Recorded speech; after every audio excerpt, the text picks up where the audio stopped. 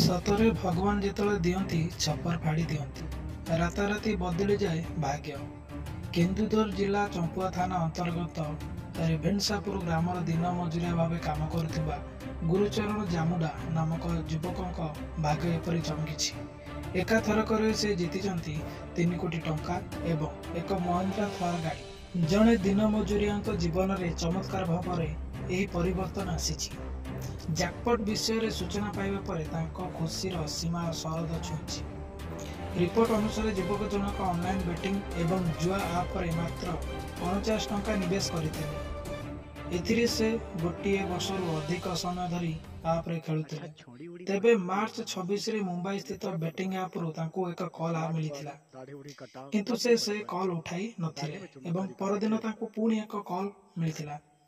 Manager तांको जणाइले जे से 3 कोटी टंका एवं एक विलासपूर्ण थार गाड़ी जीति। यही खबर पाई तांको परिवार सदस्य माने खुशी हो जाइथिले। तेबे याठारु आहुरी बड़ कथा हेउची जे से माने एही टंकार सेमानक गाँर समस्या समाधान करने को चाहती। एथि सहित गुरुचरण तांको घर जमीरु विस्थापित होइतिबा लोकंक मध्यरु जणे। तेनु से जीतिथिबा टंकारे निजर घर तैयारी करिवे बोली कहिसंती।